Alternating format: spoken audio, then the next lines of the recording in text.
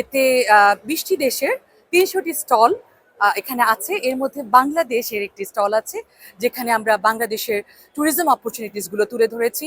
আপনারা জানেন যে বাংলাদেশের 3টি ওয়ার্ল্ড হেরিটেজ সাইটস আছে, অন্যদিকে মালয়েশিয়াতে আছে হচ্ছে 5টি ওয়ার্ল্ড হেরিটেজ সাইটস। তো আমাদের এই ওয়ার্ল্ড হেরিটেজ সাইটসগুলো নিয়ে কিন্তু আমাদের অনেক কিছু করার আছে, এবং এগুলোকে আমাদের বিদেশের মাটিতে উপস্থাপন করা, যাতে করে বিদেশের পর্যটকরা এতে আকর্ষিত হয় এবং তারা আমাদের দেশ ভ্রমণ করে। এবং আপনারা জানেন যে ট্যুরিজম অত্যন্ত গুরুত্বপূর্ণ আমাদের অর্থনীতির জন্য, এবং এমন একটি সময় এই মেলাটি অনুষ্ঠিত হচ্ছে যখন মালয়েশিয়ার মাননীয় প্রধানমন্ত্রী বাংলাদেশ সফর করেছেন গত 4 অক্টোবর, এবং এটি আমাদের অত্যন্ত গৌরবের একটি মুহূর্ত। আমাদের মাননীয় আমাদের অ্যাডভাইজার মহোদয় তার আমন্ত্রণে তিনি বাংলাদেশ সফর করেন, এবং এর মাধ্যমে বাংলাদেশ মালয়েশিয়া দ্বিপাক্ষিক সম্পর্কের এক নতুন দিক উন্মোচিত হয়েছে। আপনারা জানেন যে শ্রমবাজারে কিছু সুসংবাদ এসেছে।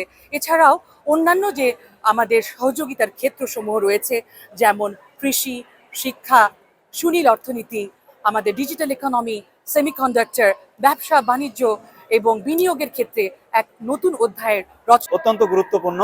কারণ এই সফরের মাধ্যমে বাংলাদেশ এবং মালয়েশিয়ার সম্পর্ক একটি অনন্য উচ্চতায় যাবে বলে আমরা আশাবাদ ব্যক্ত করছি।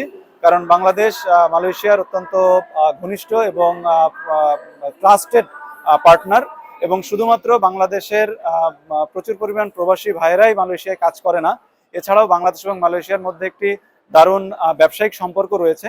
বাংলাদেশের অনেক পণ্য মালয়েশিয়াতে যেমনটি আসে, মালয়েশিয়ার অনেক পণ্যের উপরেও বাংলাদেশ নির্ভরশীল, এবং দুই দেশের দ্বিপাক্ষিক বাণিজ্য প্রায় $4 বিলিয়ন।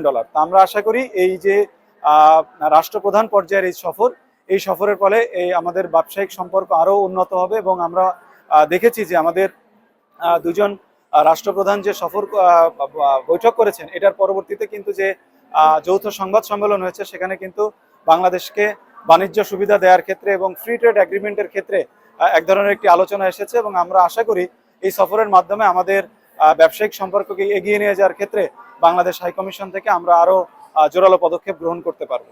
ধন্যবাদ।